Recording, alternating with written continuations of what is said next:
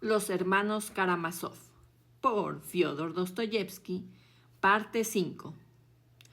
A lo largo de esos 8 años había obtenido bajo cuerda cumplida información de la existencia cotidiana de su Sofía.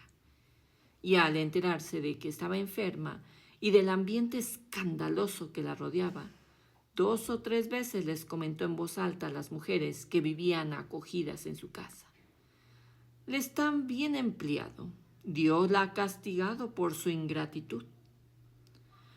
A los 3 meses, justo de la muerte de Sofía Ivanovna, la generala en persona se presentó de pronto en nuestra ciudad y se encaminó sin demora a casa de Fyodor Pavlovich. Apenas estuvo en la ciudad una media hora, pero fue mucho lo que hizo. Era ya por la tarde.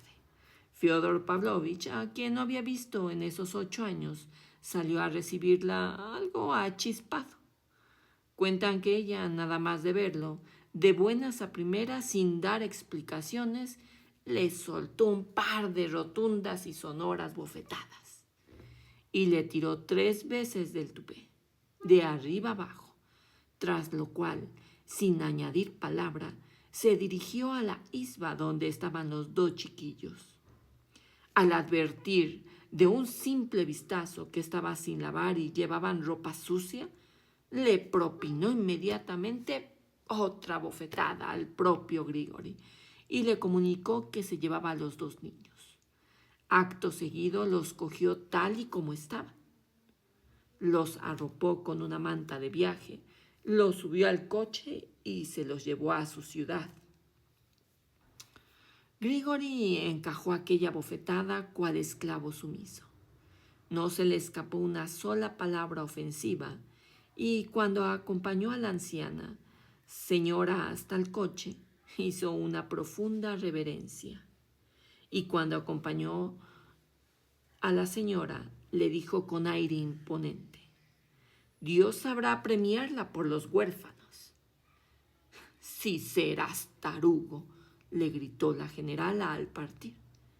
Fyodor Pavlovich, tras considerar todo el asunto, concluyó que no era mala solución y más tarde, al formalizar su consentimiento para que sus hijos se educaran en casa de la generala, no se mostró disconforme en ningún punto. En cuanto a las bofetadas que había recibido, él mismo fue contándolo por toda la ciudad. Sucedió que poco después, la propia generala falleció. Si bien lo hizo después de haber anotado en su testamento que dejaba 1000 rublos a cada uno de los 2 pequeños para su instrucción y para que todo ese dinero sea necesariamente gastado en ellos, con la condición de que les llegue hasta su mayoría de edad, pues es una cantidad más que suficiente para tales niños. No obstante, si alguien lo desea, siempre puede rascarse el bolsillo. Y así sucesivamente. Yo no he leído el testamento, pero sí he oído decir que especificaban algo de ese tenor. Un tanto extraño, expresado en un estilo excesivamente peculiar. El heredero principal de la vieja resultó ser, no obstante, un hombre honrado, Yefim Petrovich Polenov, decano provisional de la nobleza. Después de haberse escrito con Fyodor Pavlovich y comprendiendo desde el primer momento que no iba a sacarle el dinero para la educación de sus hijos, si bien Fyodor Pavlovich nunca se negaba abiertamente a nada, sino que en tales casos se dedicaba a dar largas.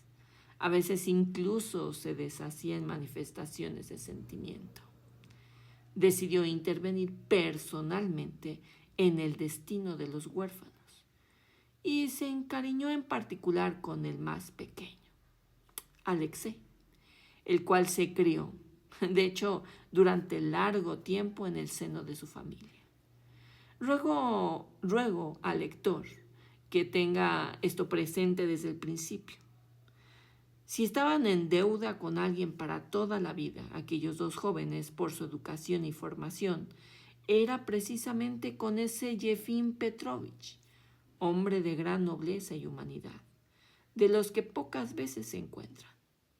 Conservó intactos los 1.000 rublos que la generala había dejado a cada uno de los niños. De modo que cuando alcanzaron la mayoría de edad, gracias a los intereses acumulados, la cantidad ascendía ya a 2.000 rublos. El propio Yefim Petrovich costeó su educación y por supuesto gastó en cada uno mucho más de 1.000 rublos. No voy a entrar en este momento en unas circunstancias más relevantes. Del mayor Iván diré únicamente que creció como un adolescente sombrío, encerrado en sí mismo. No es que fuera tímido, ni mucho menos, pero fue como si ya a los 10 años hubiera llegado a la conclusión de que, de todos modos, estaba criando en una familia extraña y gracias a la caridad ajena, y que a su padre era un tal y era un cual, alguien de quien daba vergüenza hablar. Y todo eso. Este niño empezó muy pronto, prácticamente en su infancia, al menos así me lo contaron, a mostrar unas aptitudes para el estudio nada comunes y muy brillantes. No sé exactamente cómo fue, pero lo cierto es que se separó de la familia de Yefim Petrovich antes de cumplir los 13 años para pasar a uno de los gimnasios de Moscú y al internado de un experimentado pedagogo muy conocido por entonces, amigo de la infancia de Yefim Petrovich.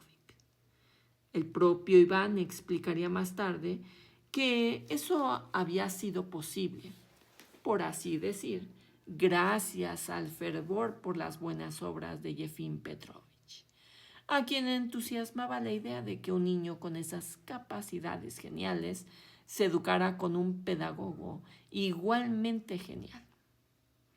Por lo demás, ni Yefim Petrovich ni el genial pedagogo se contaban ya entre los vivos, cuando el joven, tras acabar el gimnasio, ingresó en la universidad. Como Yefim Petrovich no había dispuesto bien las cosas y el cobro del dinero legado por la despótica generala, que había aumentado merced a los intereses, desde los 1.000 hasta los 2.000 rublos, se retrasaba a causa de toda clase de formalidades y aplazamientos inevitables. En nuestro país, durante sus primeros 2 años en la universidad, el joven las pasó negras, pues se vio obligado a ganarse la vida al tiempo que estudiaba. Hay que señalar que en esa época no quiso intentar siquiera escribirse con el padre. Tal vez lo hiciera por orgullo, tal vez por desprecio, o tal vez porque el frío y sano juicio le hiciera ver que de su padre no iba a recibir ningún apoyo mínimamente decente. En cualquier caso, el joven no se desanimó en ningún momento y encontró trabajo. Primero dando clases a 2 grivny la hora, y después recorriendo las redacciones de los periódicos y suministrando articulillos de 10 líneas sobre sucesos callejeros, firmados por un testigo. Según dicen, esos artículos estaban siempre redactados de un modo tan curioso, eran tan llamativos que no tardaron en abrirse paso.